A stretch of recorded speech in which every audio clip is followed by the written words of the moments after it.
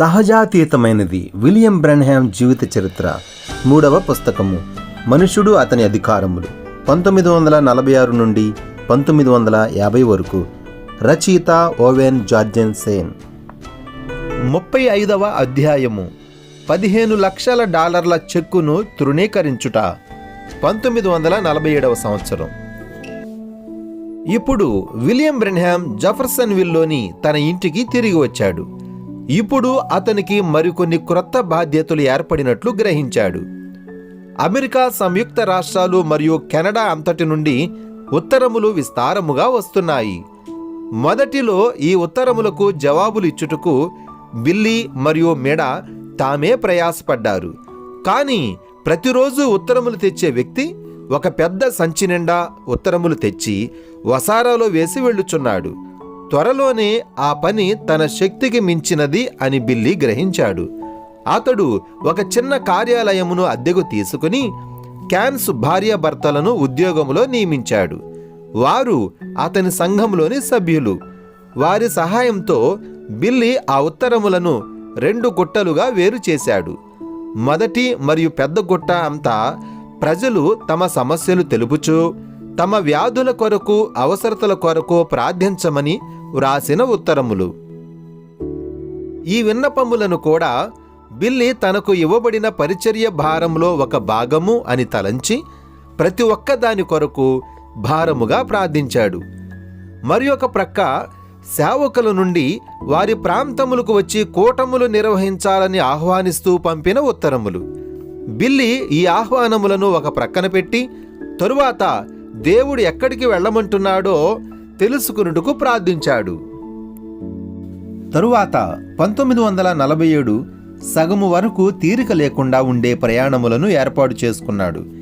మొదటిగా ఉత్తరాది రాష్ట్రములో ఇంకా మంచు కురుస్తుండగా అతడు దక్షిణాది రాష్ట్రములలో ప్రయాణిస్తాడు.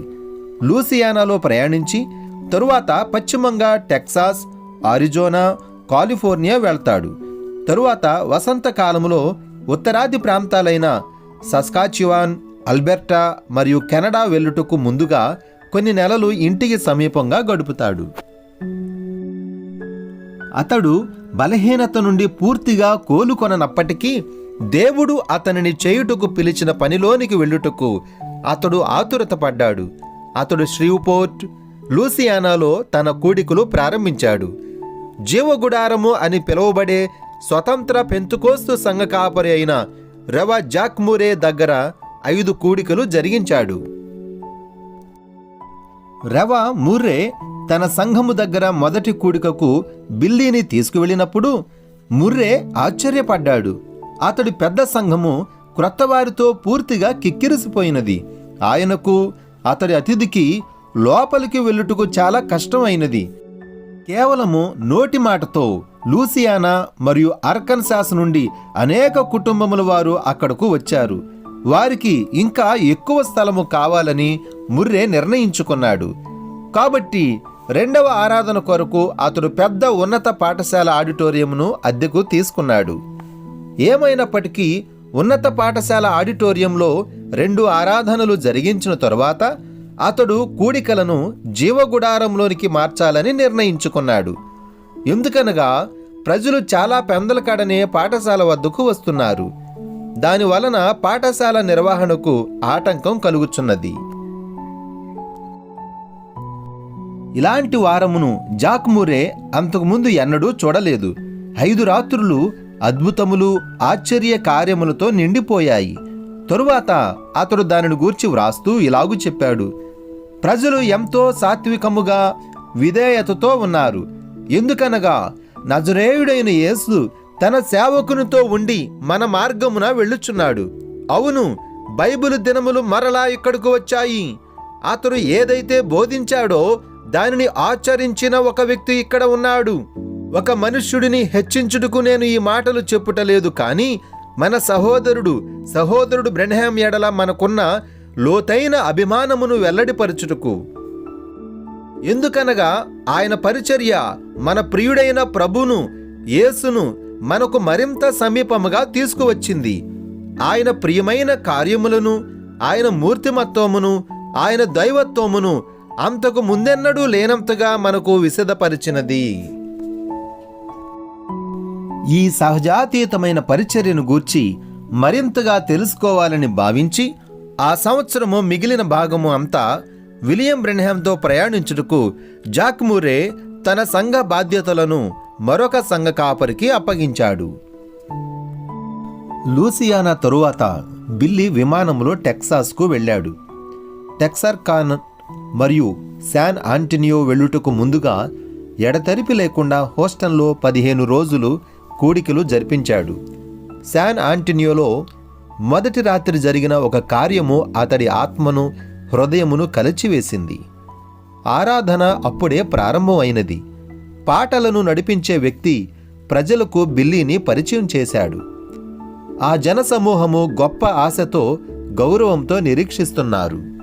బిల్లీ ఆ వేదిక మీద నడుచుకుంటూ ప్రసంగ వేదిక దగ్గరకు వస్తుండగా వేదిక మీద కూర్చున్న ఒక వ్యక్తి లేచి అన్య భాషలలో మాట్లాడినాడు. అర్థము కాని ఆ మాటలు బిగ్గరగా గట్టిగా మెషిన్ గన్ నుండి పేలినట్లుగా వచ్చాయి. అతడు ముగించిన తరువాత ప్రజలందరూ నిశ్శబ్దముగా ఉన్నారు. ఆడిటోరియం వెనుక భాగములో ఒక వ్యక్తి లేచి నిలబడి గట్టిగా చెప్పాడు, యెహోవా ఇలాగూ సెలవిచ్చుచున్నాడు, ఈ వేదిక మీద నడుస్తున్న వ్యక్తి సర్వశక్తుడైన దేవుడు నిర్ణయించిన పరిచర్యతో ముందుకు వెళ్తాడు. యేసుక్రీస్తు మొదటి రాకడకు ముందు బాప్తిస్మమిచ్చు యోహాను పంపబడినట్లుగా ఈ వేదిక మీద కూర్చున్న వ్యక్తిని ఎరుగుదురా? వెనుకున్న ఆ వ్యక్తి మరలా నిలబడ్డాడు. అతడు పశువుల కాపరి వలె ఉన్నాడు. లేదయ్యా, నాకు తెలియదు. నీకు నా గూర్చి ఏమైనా తెలియనా? ఈరోజు తప్ప ఇంతకు ముందెన్నడూ నేను వినలేదు. ఈ రాత్రి ఇక్కడకు నీవు ఎలా వచ్చావు? నేను ఎక్కడైతే పని చేస్తున్నానో వారు ఈ కూడికలకు వస్తున్నారు. నన్ను కూడా రమ్మని అడిగారు. అందుకని నేను కూడా వచ్చాను. ప్రసంగ వేదిక వెనుక కూర్చుండి అన్య భాషలు మాట్లాడిన వ్యక్తి వైపు బిల్లీ తిరిగాడు. అయ్యా, ఆ ప్రవచనం చెప్పిన వ్యక్తి నీకు తెలుసా అని అడిగాడు. లేదు, నాకు తెలియదు. ఈ రాత్రి నీవు ఇక్కడ ఏమి చేస్తున్నావు? నేను స్థానిక వ్యాపారిని. దైవిక స్వస్థపరుచువాడిని గూర్చి నేను వార్తాపత్రికలో చదివాను. కాబట్టి ఇది అంతా ఏమిటో నేను చూచుటకు వచ్చాను. మొదటి కొరింథీలు 12 నుండి 14 వరకు చదివి ఉండుటను బట్టి భాషలకు అర్థము చెప్పుట పరిశుద్ధాత్మ వరములలో ఒక వరముగా వ్రాయబడి ఉన్నదని బిల్లీకి తెలుసు. ఏదేమైనా పెంతుకోస్తు వారు భాషలు అని పిలిచేది కేవలం ఉద్రేకము, మూఢత్వము మరియు శరీర కార్యములు అని బిల్లీ చాలా కాలంగా అనుమానిస్తూ ఉండేవాడు.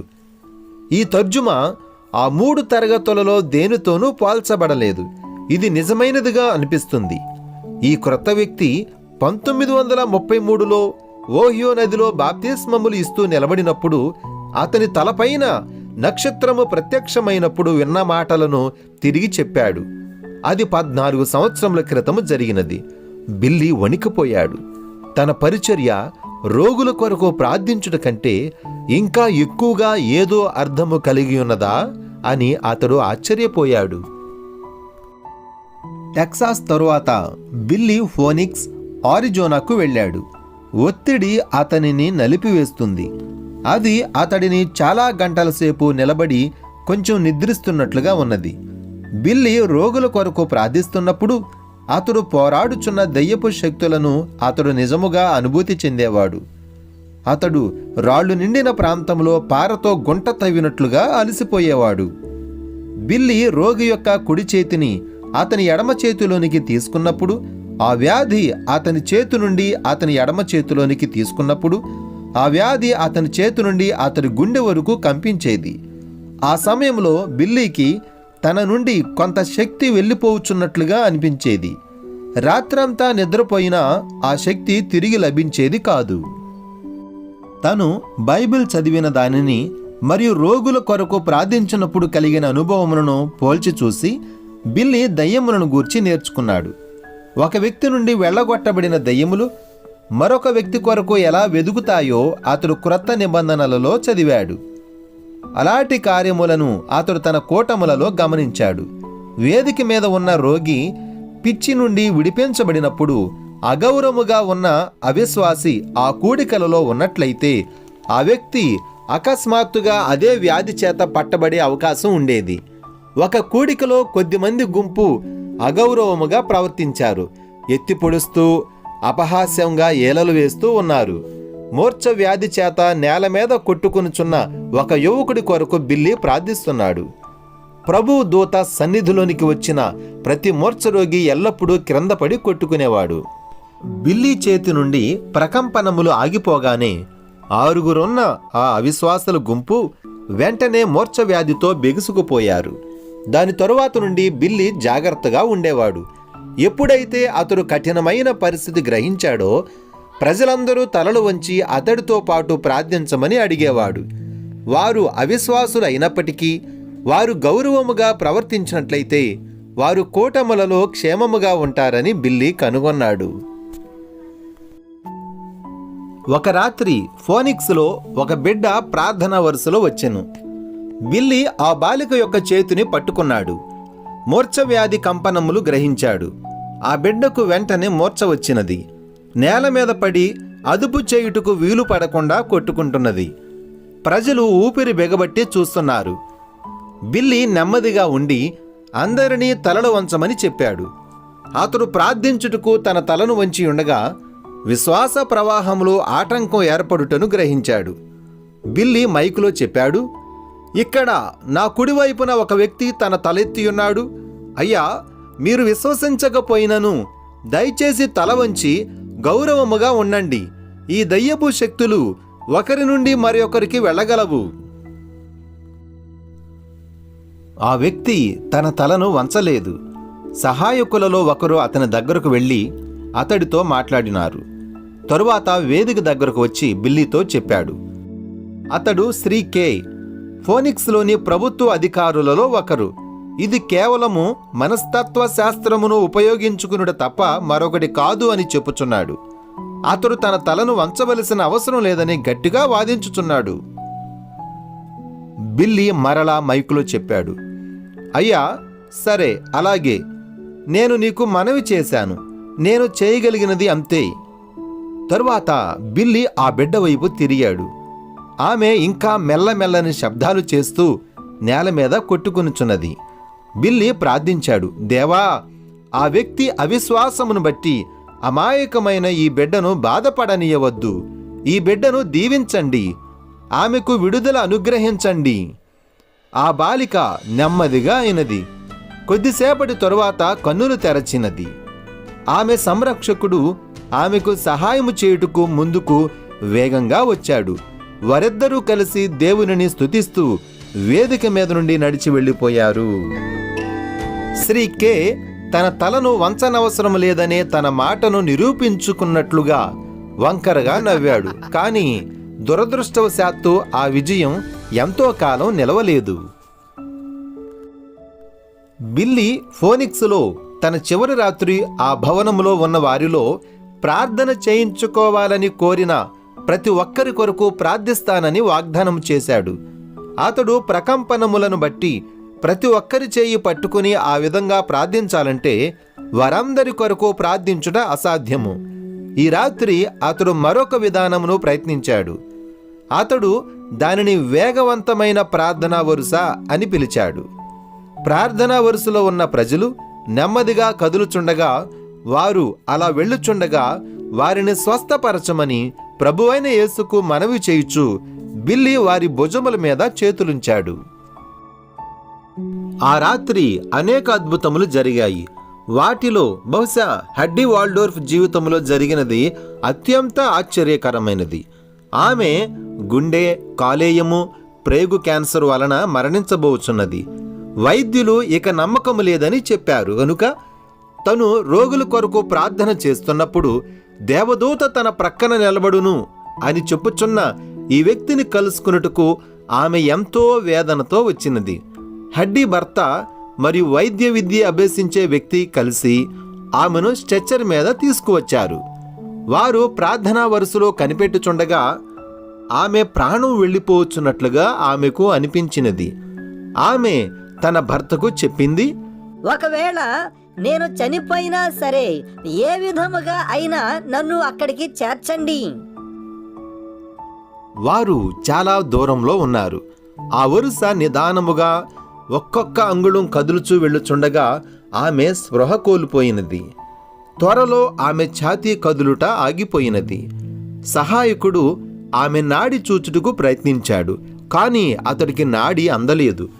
కాబట్టి అతడు ఆమె ముఖం మీదకు దుప్పటి లాగాడు. కానీ శ్రీ వాల్డోర్ఫ్ గట్టి నిర్ణయంతో అదే విధముగా ఆ వరుసలో తమ స్థానములలో నిలబడి ఉన్నాడు. శ్రీ వాల్డోర్ఫ్ తన భార్యను ఆ వరుసలో ముందుకు తీసుకురావడానికి సుమారుగా గంట సమయం పట్టింది. బిల్లీతో ఎవరో ఒకరు శవాన్ని తీసుకువస్తున్నారు అని చెప్పారు. కాబట్టి ఈ వ్యక్తి కొరకు ఎక్కువసేపు ప్రార్థించుటకు బిల్లీ ఆ వరుసను ఆపాడు. అతడు తాకినప్పుడు ఆ స్త్రీ చల్లగా అనిపించినది. హెడ్డీ వాల్డోర్ఫ్కు తిరిగి ప్రాణము ఇవ్వమని బిల్లీ ప్రార్థించినప్పుడు ఆమె ఊపిరితిత్తులలోనికి శ్వాస రావడం మాత్రమే కాదు గాని త్వరలోనే ఆమె లేచి కూర్చున్నది. తరువాత ఆమె తనంతట తానుగా తన బలంతో ఆమె ఆ భవంతి నుండి బయటకు నడిచి వెళ్ళినది. ఫోనిక్స్లో జరిగిన ఆ పొడవైన ప్రార్థనా వరుస నిండా స్వస్థతలు మరియు ఆశ్చర్య కార్యములు జరిగాయి. బిల్లీ క్లుప్తముగా వారి కొరకు ప్రార్థించినప్పటికీ వచ్చిన రోగులనందరినీ తాకుటకు తెల్లవారుజాము 3 గంటల సమయం పట్టింది.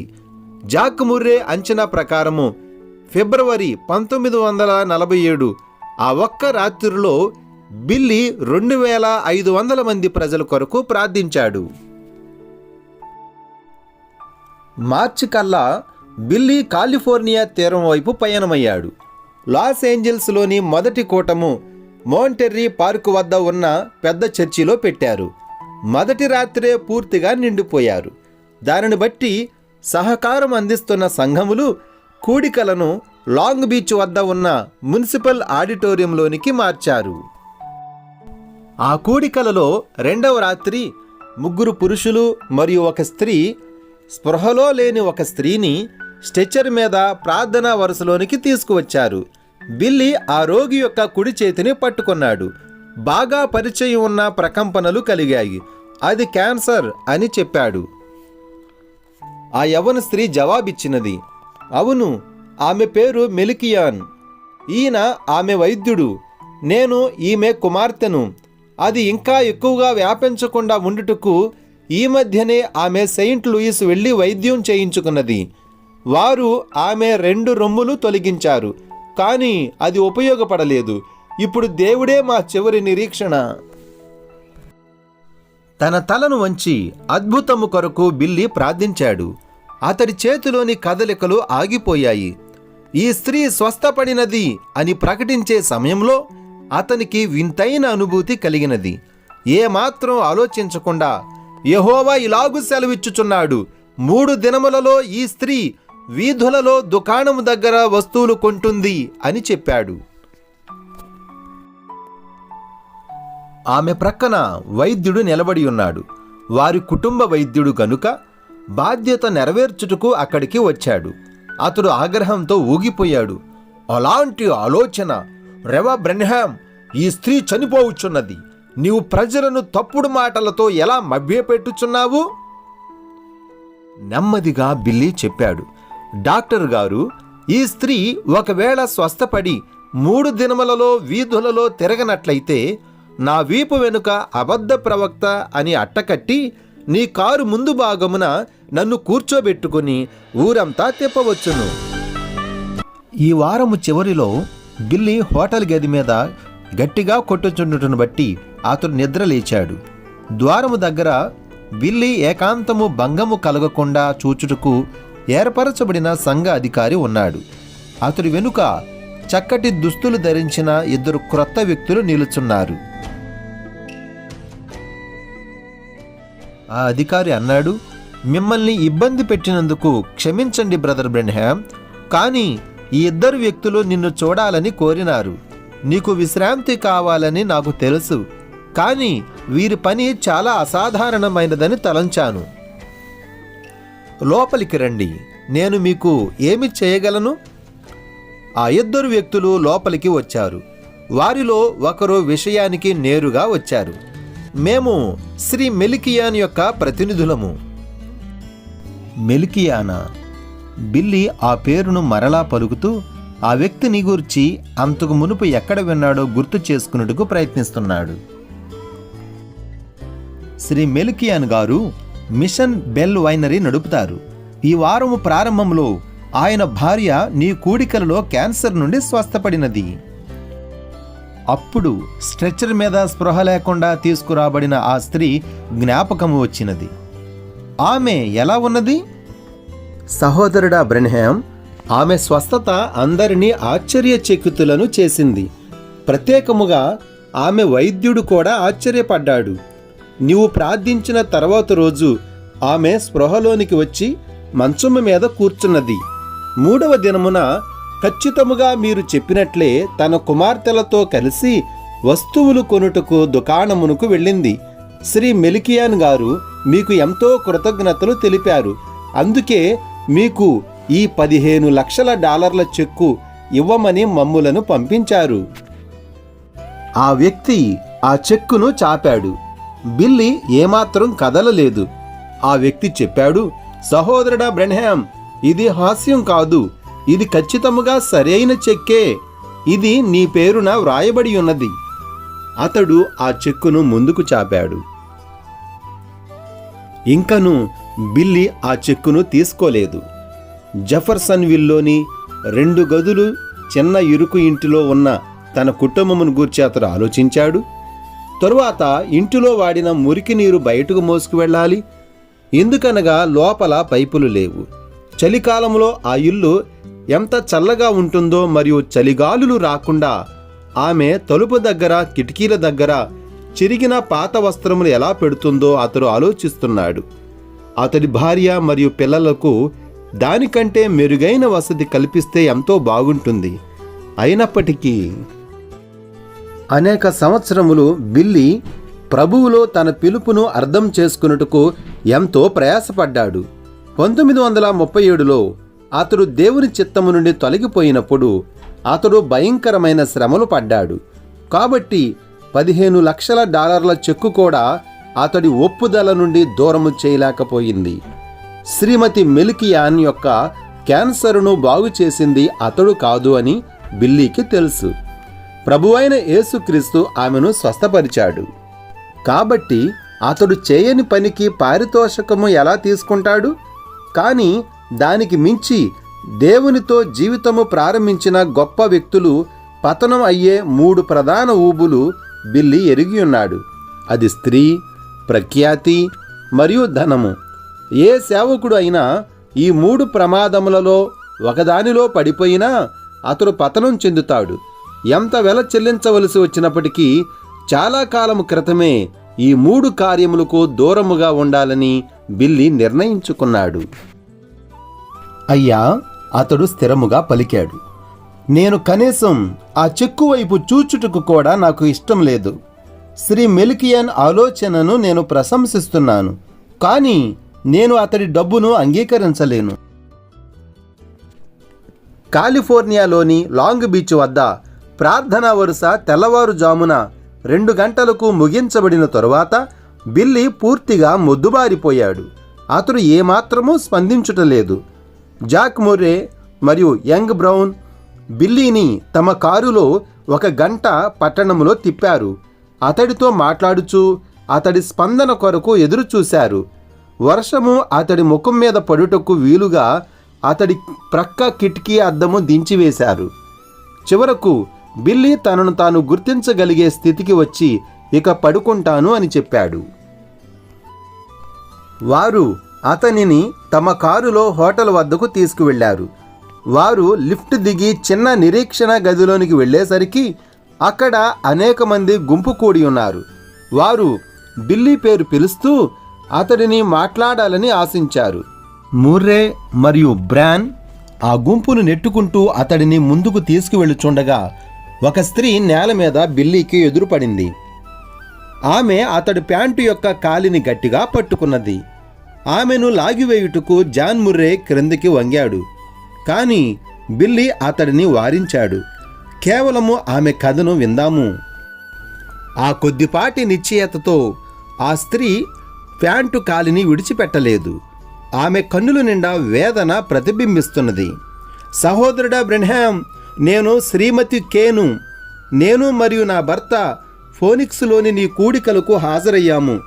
నీవు మూర్ఛరోగం కలిగిన ఆ బాలికను ప్రార్థన చేస్తున్నప్పుడు నా భర్త తన తలను వంచుటకు తృణీకరించాడు. మరుసటి దినము అతని శరీరము అంతా వింతైన అనుభూతి కలిగినది. అతడు అది అతని యొక్క ఊహలు అనుకున్నాడు. అది తన భ్రమ అని తలంచాడు.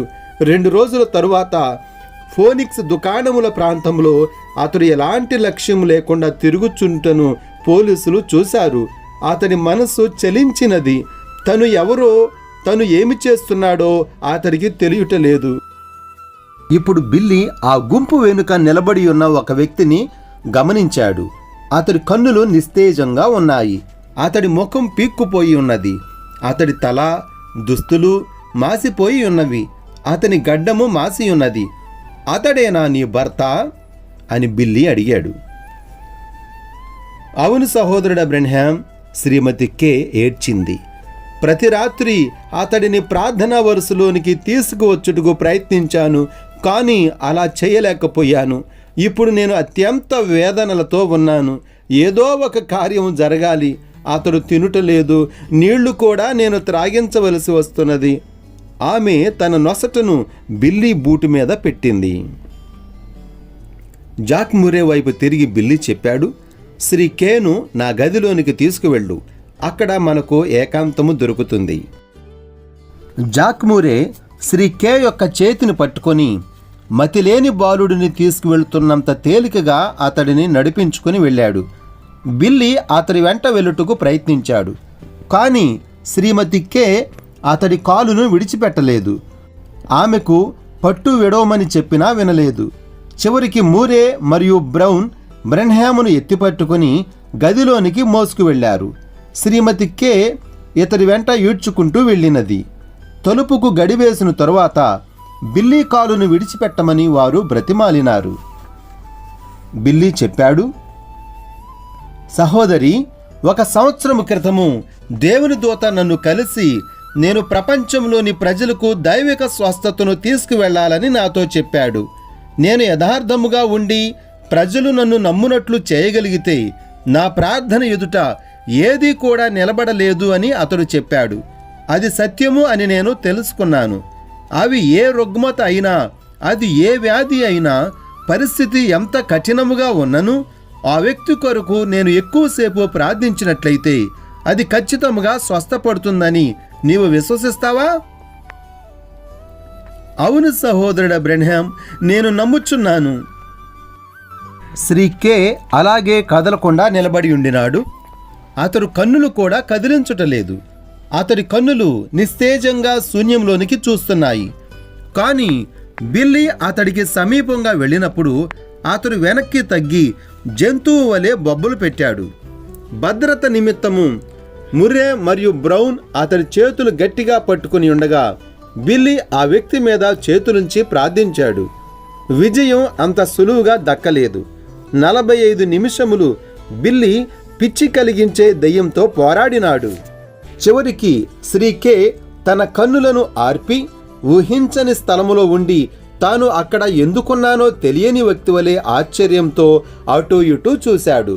అతడి భార్య వివరించిన తరువాత శ్రీ కే తన చేతులను బిల్లీ చుట్టూ వేసి చాలా రోజుల క్రితము తప్పిపోయిన సహోదరుడిని హత్తుకున్నట్లుగా కౌగిలించుకున్నాడు.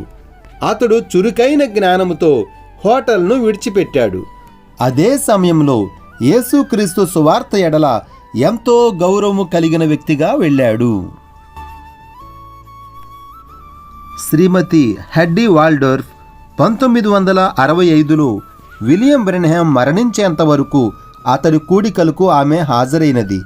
తరచుగా ప్రజల మధ్య ఉన్న ఆమెను అతడు పలకరించి ఈ అద్భుతములను గూర్చి చెప్పేవాడు.